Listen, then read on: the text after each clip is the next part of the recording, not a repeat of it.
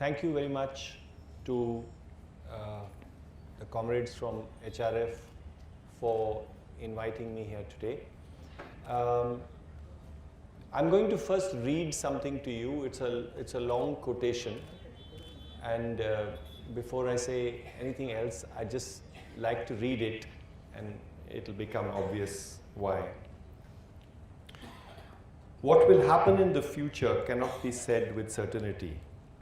The insurgency will no doubt go on for a long time. Comparisons with Punjab are self-deluding, for the feeling for Azadi is much deeper in Kashmir. The continuance of the insurgency will no doubt be blamed on Pakistan by most Indians, and certainly by our rulers. Pakistan's interest in keeping Kashmir burning is no secret. Its interest is without doubt as malified as is India's interest in Kashmir. Territory, security, national ego, and everything else except what the Kashmiris desire.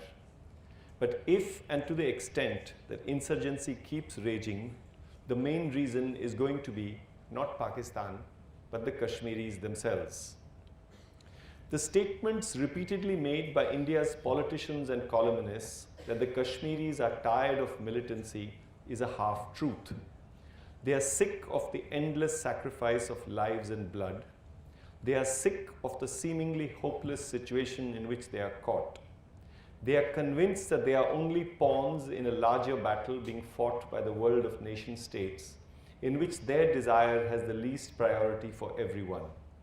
They had hoped that either Pakistan or the West or the UN would help them achieve their goals, the simple opportunity to decide how they would like to live.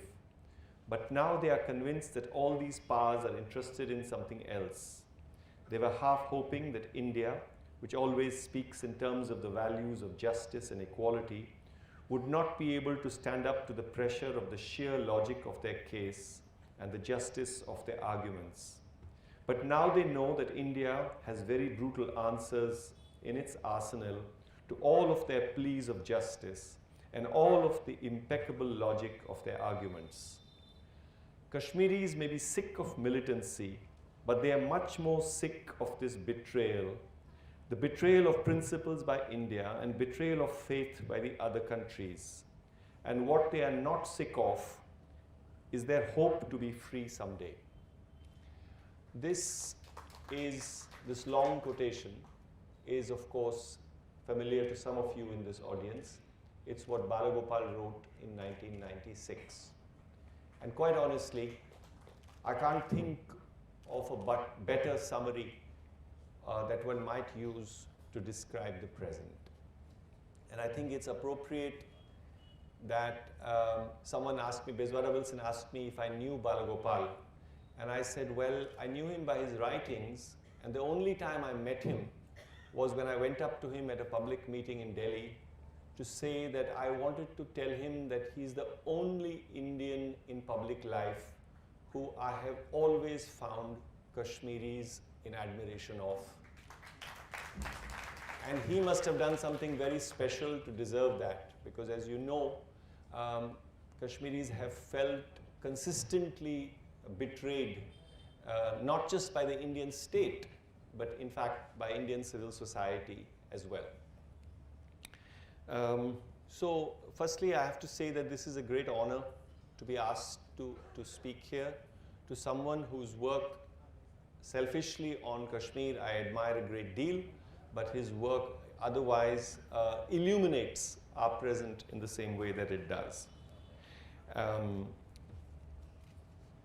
We are here, of course, to talk about the present and to talk about the significance of Article 370 and what is it that we do not read in the news. What did it do? What did the emptying out of Article 370 do? The constitutional orders have repealed Article 370, not abrogated, it seems, almost in its entirety, and replaced it with text that effectively dismantles the limited protection it afforded to Jammu and Kashmir. These protections were in self-governance, in territorial integrity, and collective rights to land and livelihood. In brief, for example, the fact that the state of Jammu and Kashmir, which followed the kingdom of Jammu and Kashmir, has now, as you know, been broken up into the Union Territory of Ladakh and the Union Territory of Jammu and Kashmir. So its territorial integrity has been taken apart. And of course, apart from a certain symbolic sort of protections, such as the state had its own flag, and most importantly, I think what has been taken apart is Article 35A, which gave Kashmiris certain privileges when it came to owning property in the state as well as jobs in the state. And of course, Jammu and Kashmir was not unique in this. There are at least 7 or 8 other Indian states where these protections are guaranteed to its people. Now, these provisions have been under attack for a long period, and they have been emptied of all meaning. And I'm not just talking about recently, I'm talking about from the 1950s onwards. Still, in the long history of the present phase of political resistance in Kashmir, Article 370 was the compromise, what we can call a safety valve. And around it were drawn up the many variations that various political parties have offered to the people of Jammu and Kashmir. The National Conference spoke of autonomy, and it still does. Even the oft-quoted "the sky is the limit" approach to autonomy, which Narasimha Rao spoke of, and even the phrase which I think Kashmiris are tired of hearing when Vajpayee promised them anything which was possible under Insaniyat, Jamhuriyat, Kashmiriyat. So, of course, it was an empty shell, Article 370, but it was there, and it was like a fig leaf. And it tells us something about the importance of fig leaves, that we have them not because we think they are filled with meaning, but because taking it away makes us naked before the world.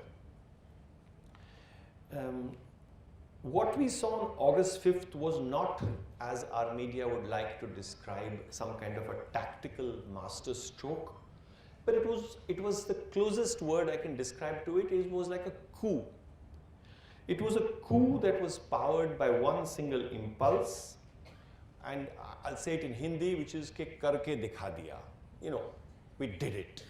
Okay, that's the only tactical impulse behind it. And it's not dissimilar, for example, from the decision to demonetize currency, which we went through, which had again no logic behind it.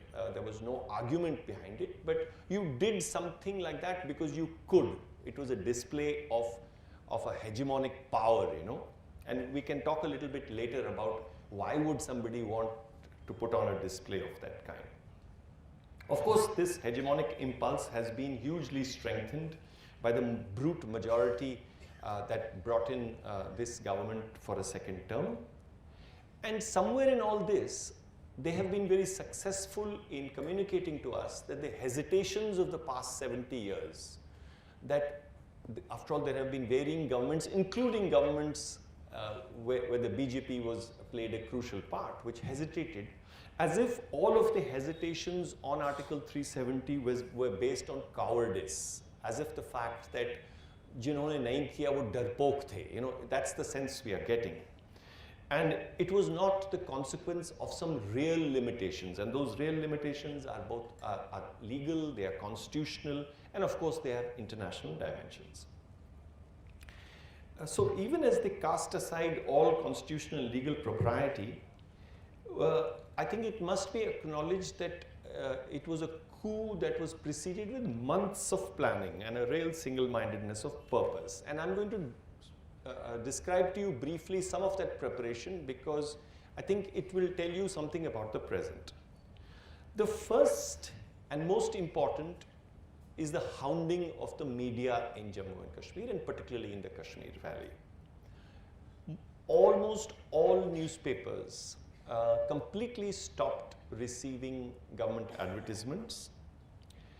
Their ownership and management came under very, very severe harassment. almost all the senior owner, publisher, editors were picked up for questioning by the Enforcement Directorate, by the NIA. So in effect, before August 5th, it could be argued that the local media was completely silenced. So that's an important preparation for what they did. Secondly, for at least 6 months prior to August 5th, the army deployment in the countrysides had been ratcheted up much more, and the level of deployment and consequently the level of harassment in the countryside, and I'm not talking about the towns but in the countryside, had already become very severe. Thirdly were the arrests, many of which had actually preceded August 5th. So one could argue that whatever counts as the resistance in Kashmir had completely been swept up.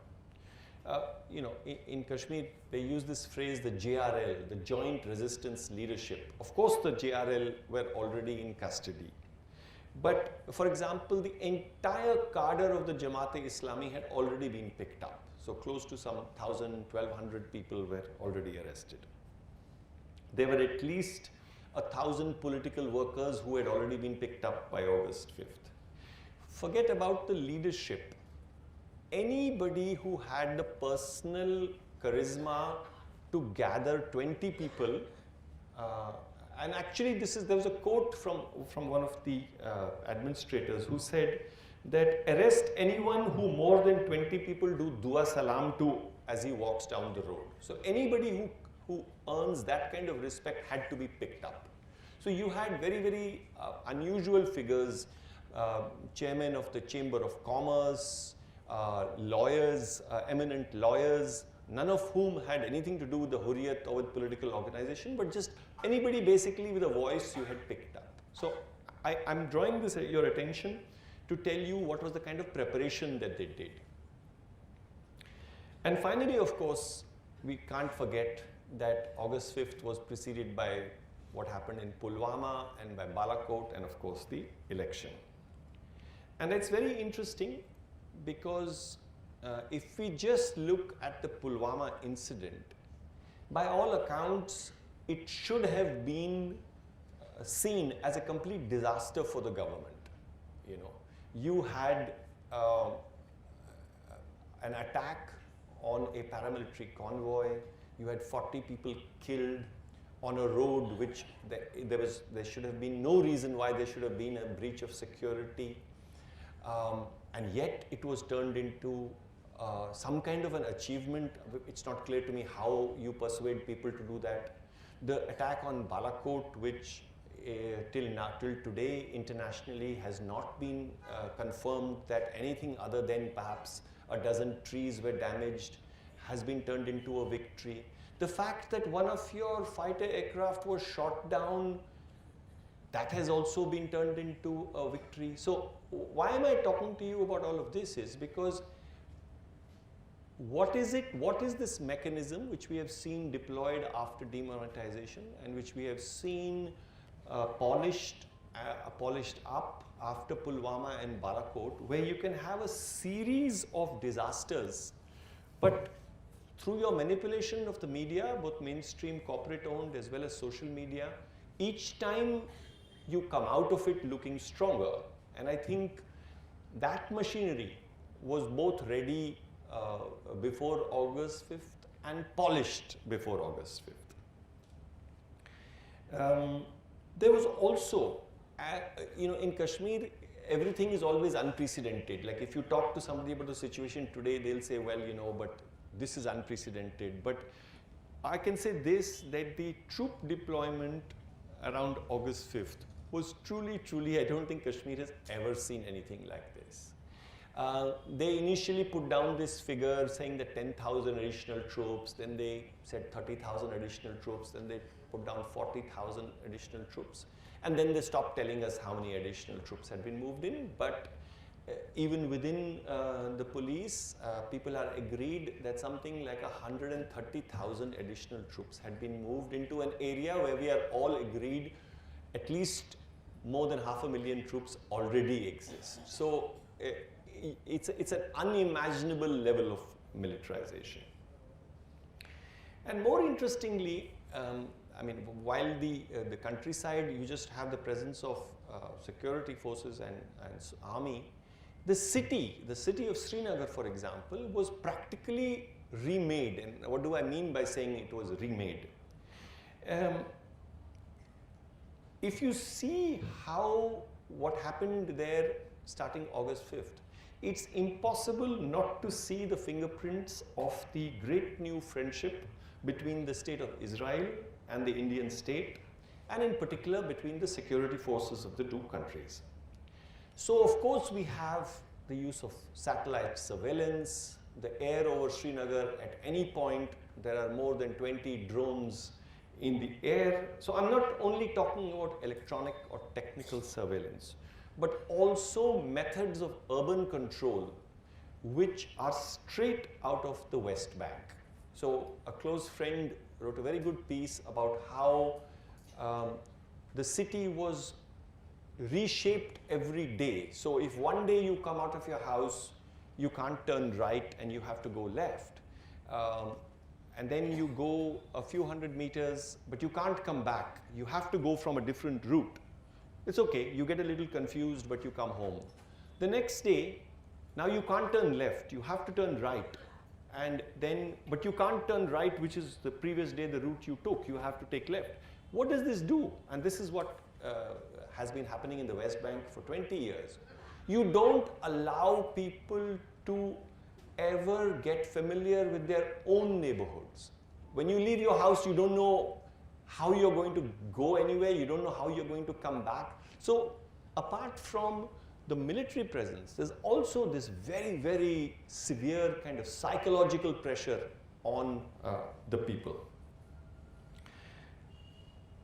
But as always happens, and history is a good witness to this, even the best plans are not perfect.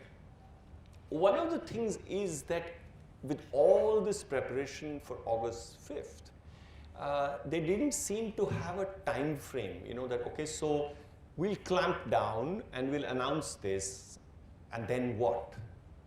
Then what will happen? And I think that the Indian Express a few days had a very good story where they pointed out that you know, they were questioning this narrative of that everything has become normal. And they said that the National Security Advisor, who is the main architect, we are told, of what's happening in Kashmir, Ajit Doval, that from August 5th he was in Kashmir for 11 days. And I'll just quote from the Express, who speak to a senior police official, and he says, every evening he held a meeting to discuss the events of the day and actions to be taken over the next 24 hours. The decision-taking horizon was not more than 1 day. So this seems to be the situation in which the government finds itself today, that it has no plan, you know.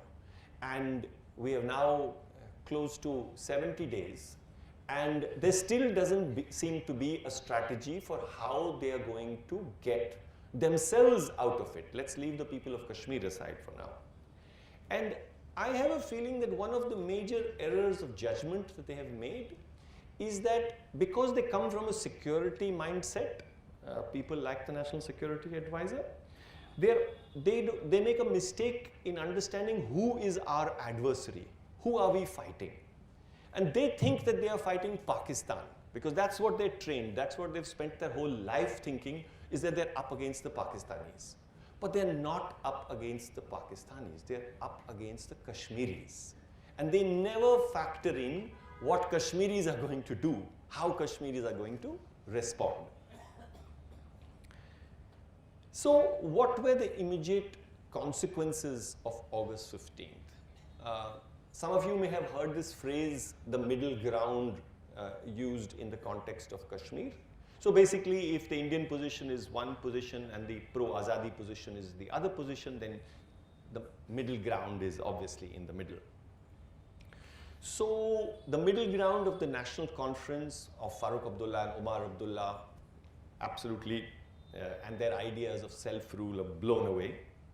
The middle ground of the PDP, the People's Democratic Party, led earlier by Mufti Muhammad Saeed and then by his daughter Mehbooba Mufti. That's been, and quite honestly, most people would argue that the PDP was a creation of the Indian state, the creation of a middle ground by the Indian state in order to create the space in which to do some things. Today, they have been made irrelevant. The middle ground of people like Sajjad Lone of the People's Conference, who was an ally of the BJP, and who time and again has gone on and on about how Narendra Modi was his older brother. He's also in custody. And some of you may have heard even of this young IAS officer who topped the IAS and then after 10 years resigned, Shah Faisal. Even that middle ground is gone. Shah Faisal is in detention. And the detentions that I'm talking about, which the numbers could be as much as 14,000, I want to point out that these detentions were not only in the Kashmir Valley. You know, for example, in Kargil, in the immediate aftermath of August 5th, there were a certain number of arrests, and of course there were protests in Kargil during the Muharram procession that followed immediately after. People went down in the Muharram processions with stickers on their backs saying, you know, protesting Article 370. But the most important was that even in Jammu, which is supposed to be celebrating the imposition of, the sort of writing down of Article 370, except for BJP, all other political leaders were under detention, and they have been released only about a week ago. So I'm talking about people from the National Conference, I'm talking about people from the Congress, I'm talking about people from the Panthers Party, who were arrested for no reason other than the fact that there was a possibility that they might protest, they might speak to the media, or they do something. So, you know, if we are talking about patently and openly undemocratic methods, then it can't get worse than this. It's not the separatists that you pick up. You pick up anybody except BJP. So you have swept away everybody, every kind of leadership. The question is, are the people of Kashmiri left leaderless? You know, because we do not see a face, we don't see a head, does it mean it doesn't have one? Or sometimes, are there kinds of political formations in which you don't see a face, you don't see a head, but it certainly possesses a brain, and it might even possess a heart? And we'll come back to that a little later. So who was taken into confidence? So something so important happened. Who was taken into confidence? The political class, as I pointed out to you, was entirely made redundant. Most of them were in custody. The bureaucracy was not. The police, the mistrust of the Jammu Kashmir police, and it has to be said that Jammu Kashmir police has been at the forefront of the Indian state's attack on the separatists. They're highly sophisticated in their surveillance, in their special branch, which is famous for spreading rumors and character assassinations. They were also out of the loop, and as you may have heard, there were so many stories about JK police actually being disarmed. So they were standing on the streets with no weapons, not even a lathi, just standing there, right next to CRPF soldiers who were fully armed. So it was a public display of their distrust of the police. So you don't trust the political class, you don't trust the bureaucracy, you don't trust the police. How on earth did they think they were going to pull this off? Now, when you take away the entire infrastructure of political expression, what happens? What takes its place? Fear perhaps takes its place. Anger takes its place. Humiliation takes its place. And why humiliation? I think there are many reasons, but one of the principal reasons for the humiliation is the lies that accompanied and preceded it. I think people felt humiliated and continue to feel humiliated by the kind of lies they were told. I think you know that till 2 days before August 5th, the governor of the state was giving interviews where he said whatever happens, Article 370 is not being removed. Okay. Farooq Abdullah and Omar Abdullah of the National Conference, in the week prior to August 5th, in the week prior to the time that both of them were arrested, actually met the Prime Minister, and they were told that there's going to be, nothing is going to happen. Mehbooba Mufti met the Prime Minister, she was told that there's not going to be anything. So, this, I mean, for people, the fact that such lies could be told so brazenly and openly, I think this is, it's very humiliating. Not that anybody has a great deal of love lost for either Mehbooba Mufti or the Abdullahs, but to see even these leaders being humiliated, I think, was something else. There was also a whole lot of rumors that began to be floated. And like I pointed out to you, the Jammu and Kashmir police is notorious for actually spreading rumors. You know. So there was this rumor that there was going to be something like a shock treatment which was going to be delivered, that 5,000 body bags had been ordered, you know, those plastic bags in which you can put dead bodies and move them. More importantly, official government circulars were passed around regarding cancellations of leave, emergency staffing of hospital, ration shops were told to hold on to food grains, tourists were asked to leave, the Amarnath Yatra was called off. So, and certainly on the night of, on the afternoon of August 4th and 5th, for no rhyme or reason, helicopters were continuously flying over Srinagar. You know, it was just a way of intimidating people into thinking that something is going to happen, and then this happens. So I suppose in our culture, we can put this down to that old, you know, Kautilyan Niti ke Sam Dam Dand Bhed, you know, all is fair, you can do whatever you want, cajole, buy over, punish, threaten. So long as you achieve your end goals, the state has no responsibility to behave responsibly, for example. Now there were, I'll just take a look at the time. Yeah. So there were a couple of unexpected consequences which I want to run you over quickly. The first was the international dimension. The media exposure to what was happening in Kashmir was unprecedented. Even publications like the New York Times, who are not known to ever proceed in a very diligent way unless they have had a conversation with the US State Department, has probably in these last 2 months carried 7 or 8 major articles, including one this morning. Major articles very critical of the government's position. In fact, on October 2nd, they carried a piece in the name of Narendra Modi, ironically about Gandhi. But on the editorial page, they actually totally took apart whatever they were doing in Kashmir, you know. Another unexpected consequence was the role played by the Kashmiri diaspora. Now, the Kashmiri diaspora, which is very large, has traditionally been very, very politically quiet, you know, and post 9/11 you can understand why. But suddenly they got massively energized, and actually both in Europe and in the US were very visible, very public, and were very successful in affecting a lot of US congressmen. So some of the more visible members of the Democratic Party, for example, all gave comments. Elizabeth Warren and Bernie Sanders, both of whom are serious contenders in the US election, both gave very strong statements. So, and it's the same in Europe, where the Labour Party as a party gave an official statement about Kashmir.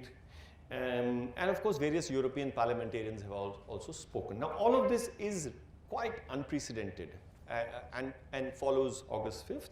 And of course, I suppose the only quarter from which the government of India would have expected criticism was from China, and it came and it continues to come. The other unexpected consequence was internal to Kashmir, and this took the very unusual form of silence. I think that there is a mood of defiance with the aim of denying your oppressor the opportunity to declare normalcy. So the government has been obsessed with saying that things have come to normal, things have come to normal, but the silence simply did not allow the government to get away with that. And I think that this has really destabilized the government's position. So when I said to you earlier that I don't think those who planned this were fully convinced that what they were up against was not some Pakistani adversary, but the people of Kashmir. This is what I mean, that they had no idea that this is how a apparently leaderless people would respond, simply by refusing to come out onto the street, simply not speaking up, and simply refusing to say that things are back to normal. I am carrying a copy of a newspaper. Some of you might have seen this. This came out on October 9th, yes, not so long ago. So this would be around 63 days after August 5th. And the government, for 6 consecutive days, had to run front page ads telling people to come out. So obviously, if you need to run full page ads on the front page of a newspaper telling people that, can we get back to normal, then things are not normal, no matter what you claim otherwise. Now, what did this, by the way, this destabilizing of the state, it's happened before. I certainly recall 2008 when, which marked 2008, 2009, 2010, when I think there was a major shift in how people responded in Kashmir, when after many, many years, people came out onto the streets in tens of thousands, which had not been happening for many years prior to that. When the JK police, who had only been trained and equipped to fight an insurgency, they didn't even have batons. They didn't have batons, they didn't have shields, because they were not prepared for people. They were only prepared to fight militants, So I think that once again they found themselves completely stumped by the fact that the adversary was not there. Nobody was coming out. Now, what does this silence and this mode of defiance, I see it as very strategic, and I think it uses the strength and power of your opponent and then turns it against you, Previously, people would come out on the streets, attempt to reoccupy the streets. Many times bunkers had been taken apart with their bare hands. This has happened many times, both in Srinagar as well as in the countryside, and tried to reclaim their space. This is what we saw in 2016, where after the killing of the very popular militant commander Burhan Wani, that's what happened. But we also know that that was a year, 2016, where more than 100 people were killed, hundreds were partially or wholly blinded by the indiscriminate use of pellet guns, and thousands were injured. But this time around, the government had brought in 130,000 additional troops. So clearly that strategy of trying to reclaim the street was not going to be proved to be a good one. The one other thing that I want to say about, people are very confused by the fact that what does this mean that people are not coming onto the street? And I've been thinking a little bit about it. And I think that in writing down Article 370, the people who were most affected by it were those people from the middle ground. So people like the NC, the PDP, the Congress, and even people who don't have party affiliations, people who may have occupied this middle ground. But I think that those who are committed strictly to the right of self-determination, who in Kashmir we would call Azadi Pasand, to them, you can do what you want with Article 370. They're not interested. They're not interested in your constitution or your Article 370. So to them, it just made it that much clearer that that is the intention of India over there. So I think one of the reasons why you don't see people willing to put their bodies on the line is because they're not convinced that this is the battle that they want to fight. They might choose to fight the battle at a later day and their own terms. So, you know, if I think about what has happened in Srinagar and continues to happen in Srinagar and in Kashmir and continues to happen even as we speak, that by crouching into a defensive posture and then refusing to come out of that posture, by their refusal to go back to that pre-August 5th life, Kashmiris have precipitated a crisis for the Indian state. And I would argue that this long lockdown has perversely actually helped Kashmiris. Apart from saving lives, the kind of internationalization that has been achieved is actually, like we've said before, unprecedented. So the government enforced a shutdown of all telecommunications and mobile phones and internet, and I'll speak a little bit about the consequences of it.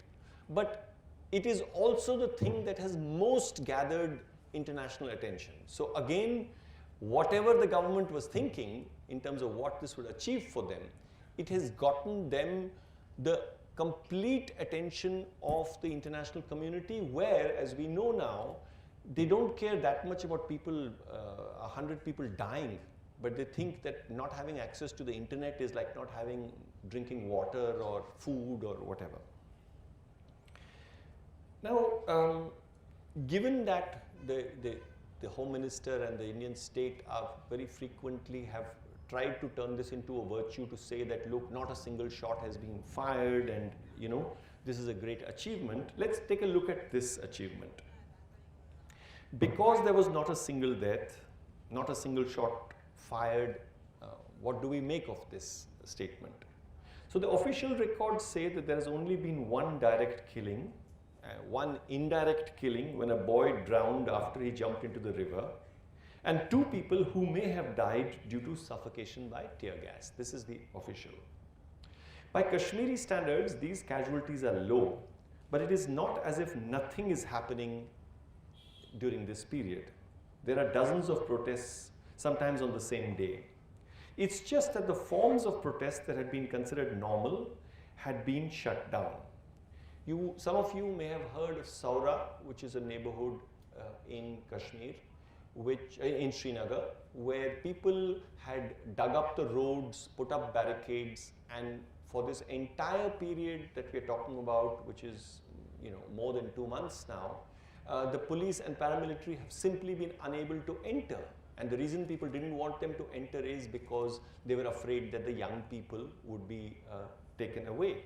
So it's not as if people are just sitting at home and watching TV. There is resistance, but it takes a very, very particular form this time. And the other question is that, is there only one measure of violence? You know, I mean, is dying during a clash, either at the end of a pellet gun or a tear gas canister or whatever weapon, is that the only way to measure the level of violence that is inflicted on a society?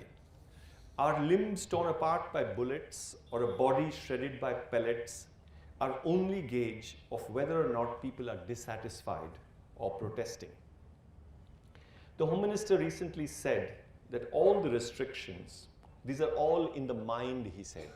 And of course, it's understandable because he comes from a political ideology where I think there's a deep disrespect for the mind in any case. What about the terrible violence that is perpetrated by fear? People are hesitating to come to hospitals when they have pellet injuries because they know that then they'll run into the hands of the security forces. Neighborhoods that have seen protests and who have faced pellets have also seen the emergence of local specialists who have learned to remove pellets themselves, often without any kind of anesthetic.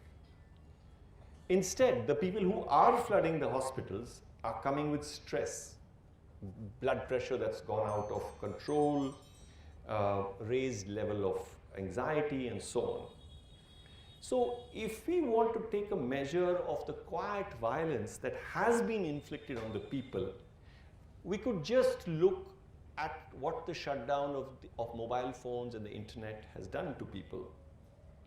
And we can't possibly measure it, but we can at least enumerate some of it. Just look at the impact of what shutdown of mobile phones has done on personal lives. News of illnesses, deaths, most importantly the student community of Kashmiris who are outside of Kashmir. I was in Bhopal 2 weeks ago and the group that I was speaking to had an estimate that there were at least 5,000 Kashmiri students in Bhopal. They had been able to establish contact with only 1,600 of them, of whom 500 were PhD scholars. This is in the city of Bhopal. And many of them come from small towns and villages and had no contact and therefore no access to money. So the group I was speaking to, and I'm sure you have a similar situation in Hyderabad, were actually helping to get together rations to deliver to places where Kashmiri students were. So the dislocation and stress caused to thousands and thousands of, tens of thousands of families simply because they are not in contact with their children. Banking services are down, remittances both inward and outward, the impact it has on everything. For example, there's been this talk about chemists and now how do, chemists are open, but dealers, the wholesale trade, you can't either order or pay for medicines anymore unless you have access to the internet. So while chemists are open, their dealers are actually having to send somebody to Punjab to access the internet, make the payments, order the medicines, and then proceed. So I'm just trying to say the things that we take for granted. And of course, all of you have heard of the impact that the internet shutdown and mobile telephone shutdown has had on medical cover, because patients can't access doctors on the phone, they can't access ambulances, junior doctors can't speak to senior doctors. A lot of long-term medical aid is now based on various forms of insurance which you cannot process unless you have access to the internet. So it is actually, I would say, it's a medical catastrophe, even if people are not being shot and killed on the street, and that's my point. Lastly, look at the shutdown itself. Look at the daily wage labor. We're talking about carpenters, construction labor, transport sector, people who drive tourist taxis. Look at horticulture. The entire pear, the nashpati, the pear crop this year, because it comes in August, completely destroyed. It did not travel out. And a very, very bad effect it's having on the apple trade, where actually the government is trying to get people to participate, but the people are saying, no, we are not going to participate because we don't want you to show that everything is normal. I just want to read two statistics to you. I just want to throw them at you for a particular reason. So just the apple economy, I'm not talking about fruit, I'm not talking about almonds, I'm not talking about walnuts, I'm not talking about other fruits. The apple economy of J&K is estimated at 8,000 crore rupees, which is roughly 8.2% of the GDP of the state. The GDP of the state. So think of what it means for Kashmir, what proportion of the GDP of Kashmir it would be. And of course, the other figure which many Kashmiris are constantly having thrown at them is about tourism. And tourism, on the other hand, contributes 6.89% of the GDP of J&K. So just apples out numbers tourism. And now this is the statistic which came as a real shock to me. Of this portion of Kashmir's GDP, which is, let's say, 7% of the GDP is tourism, 92% of this tourist trade comes to the Vaishno Devi shrine, which is in Jammu. So actually tourism contributes a very, very negligible part. And yet the threat that, oh, if you protest, tourists will go away, has constantly been held over the heads of Kashmiris. And I'm throwing these two numbers at you because it's something that I'm just going to come to. That one of the great things that's happened is that the post-August 4th, I think that a lot of Indians have begun to attend to what's happening in Kashmir with a seriousness which they hadn't earlier, and we can return to that. So what is the way out? What's going to happen? We don't know, and obviously the government doesn't know, but if we want to look into the future, what do we see? Is it possible for the government to negotiate their way out of this tight spot? Well, the history of negotiation is not reassuring. Those who have sought to negotiate in the past have discovered that negotiation with the Indian state is tantamount to surrender. You can begin with the story of Sheikh Abdullah, one time loved and admired as the Sher-e-Kashmir, the Lion of Kashmir, and a close friend of Nehru, who eventually spent 17 years in detention. That is always before Kashmiris. And once a reasonably important separatist leader told me this, that negotiation with the Indian state is of course surrender, but negotiation with the Indian state also means that your reputation is destroyed forever. You will never again be able to go and stand before your people because they will ensure that. So, is there any space for negotiation? I would be very surprised. The possibility of any kind of fruitful relationship with India does not seem promising. The toxic media coverage provided by the Indian mainstream media only makes it worse. Think of it, for Kashmiris locked into their homes, their own newspapers and their own media kind of beaten into submission, with no access to the international coverage that we are speaking about. For them, people see no difference between the soldier with a gun and a journalist, and an Indian journalist with a notebook or a camera. To them, they are same. The phrase one often hears to describe them is Zamir Farosh, people who have traded in their conscience, who have no conscience. So who will bell the cat? Who will blink and step back? Will people find that their resolve is being tested to an unbearable level and open their shops and send their children to school and then wait for the government to declare victory? And then watch as the Indian media gleefully announces that once again India has won. Because India is always winning, remember? Even if Chandrayaan doesn't land on the moon, we've still won. So in all situations, India always wins. So in this, again, obviously it would be declared a victory. More importantly, personally for me, can you imagine having to listen to Arnab Goswami if that happened, I mean, what worse nightmare can there be? Or will the government have to restore the telecom blackout and slowly ease things back to normal? They have said that they have lifted the restrictions on tourists, but that is being seen with a lot of caution because like the Amarnath Yatra, they don't know who is the tourist who is going to come now, what kind of a provocation the arrival of those tourists will be, what are the possibilities that if tourists get attacked, who will attack them, who will it be blamed on, what the implications are. These are very dark days, so there would be a lot of concern about that. So in trying to round this up, I want to say that we spoke about how the sweeping arrests of the entire political class have left a huge vacuum. Desperation has united Kashmiris into a resolve that is both new and old.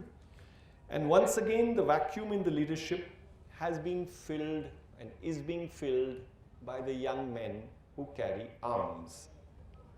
Burhan Wani might have been killed in 2016, and all the young comrades who were famously photographed with him have all one by one been killed too. But others will and have taken that space. There are men like Riaz Naiku, who might be invisible to the security forces, but who periodically issues videos that are very, very widely circulated and closely followed. In fact, I remember I was in Srinagar on the 2nd and 3rd of August, and I remember seeing one where he said very categorically before August 5th, and I'll quote, "Revocation will be considered an act of aggression. If that happens, every Indian should leave, for they are all potential settlers." So it's not as if nobody is thinking. There is an added dimension, which is that although, as I mentioned to you, prior to August 5th, the army, their sort of, the pressure on the militants was very high. What has also happened, ironically, is that post-August 5th, the security forces are so busy trying to hold on the civilian population and not have an outbreak, that some would argue that these 60 days have given the militants an extraordinary moment in which to recover, to recoup, to have fresh recruitments, to take care of their injuries. So, in effect, that this hiatus of 2 months might actually have improved the conditions under which militants can work.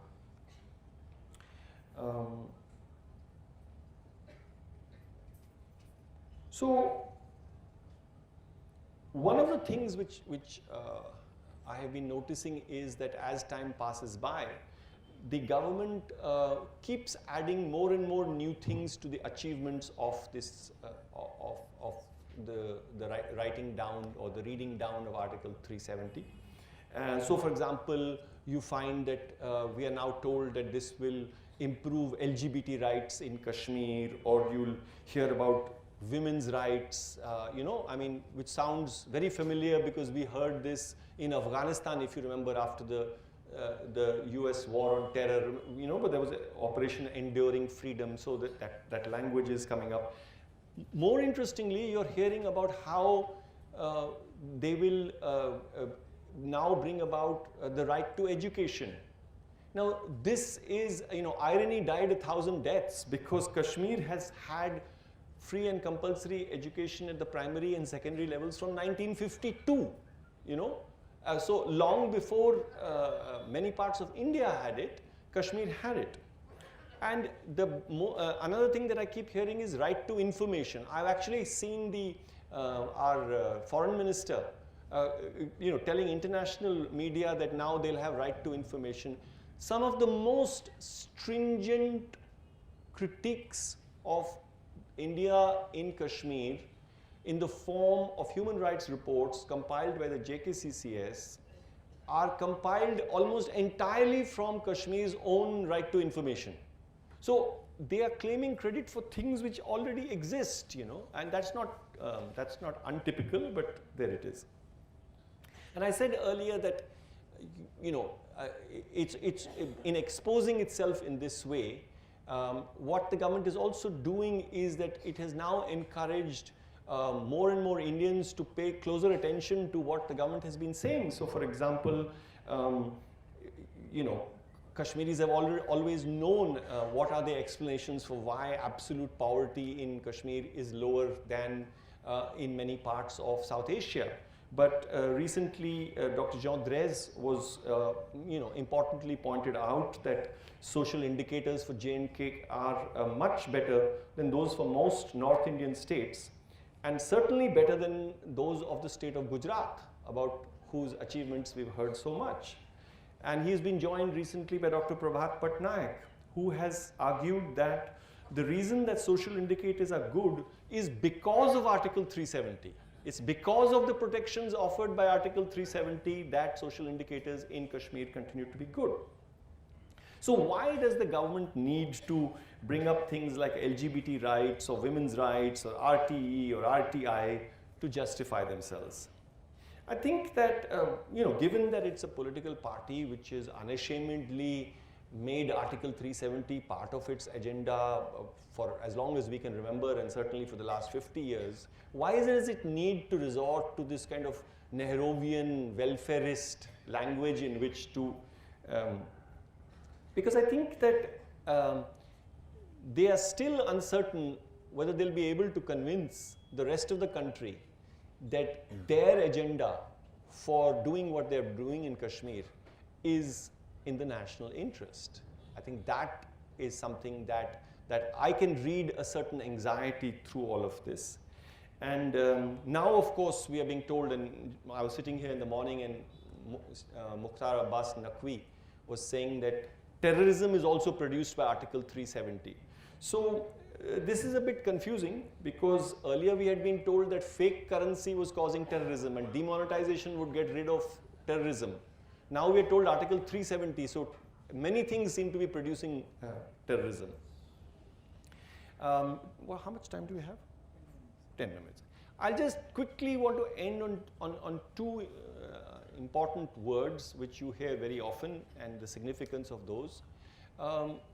A lot of what has been said about what has gone on and these arrests and so on is that this is an attempt to brush aside the elite. So it's a kind of anti-elite thing, that Kashmiri political elites who are responsible for the last 70 years will be removed and a new leadership will come. And where will the new leadership come? The new leadership will come from the panchayats. And this is quite surprising, because we don't hear this in other parts of India. How is it that this government and the BJP does not in other place attack elites and say that no, the new leadership is going to come from. And the journalist Bharat Bhushan recently pointed out that this talk was very much like what Ayub Khan in the 60s talked about in Pakistan, where he talked about direct democracy, you know. So you have a centralized government, and then you reach out through lieutenant governors, like in Kashmir, because now it's a union territory, you will go straight to the panchayat. So what is going on? And after all, who can argue that, is there something wrong? Because after all, panchayats are democratic institutions. The only thing is that the panchayat structure in Kashmir is totally hollow. I mean, the Prime Minister has gone up and spoken about it even from Red Fort, but 61% of the punch wards in the valley are vacant. In many of them, only one punch was elected. 45% of all sarpanch wards are empty. So they are putting all their hope, they've destroyed the existing political class, or they would like to destroy their political class in favor of the panchayat system. But the panchayats don't exist. In many cases, people, because it was so, there was a panchayat boycott, people don't know who their sarpanches are. Because firstly, they don't know who filed the nomination, they don't know who voted for them. Like I said, in many cases, nobody voted. And most importantly, many of them, a year after they were elected, they are still living in hotels at government expenses in Srinagar. So it's a completely farcical structure which doesn't exist, and yet we are being told that, you know, this is where the future leadership will come. So what is it? What could it be? Why is there so much emphasis on panchayats? Perhaps when the time comes for acquiring land, whether it's for business interests or for security forces, having a friendly and pliable panchayat might be an asset. The role played by the MLAs earlier, however flawed and empty of true democratic content, will be gone. So whether it is a transformer that burns out in winter, or a young man who has been picked up by the nearby army camp and needs to be released, the MLA will now be bypassed in favor of the sarpanch. Over the years, I guess they hope, this strategy might achieve the goal of creating a new leadership, a new kind of ideal Kashmiri. In the past 70 years for the Indian state, such a person was the one who was pro-India. With this round of arrests, with Farooq Abdullah, with Umar Abdullah and Mehbooba Mufti in detention for the 3rd month, that seems to have changed. Perhaps the ideal Kashmiri now has to be pro-BJP. What the past 2 months of silence have demonstrated to us is that Kashmiris have different ideas of what that ideal Kashmiri might be.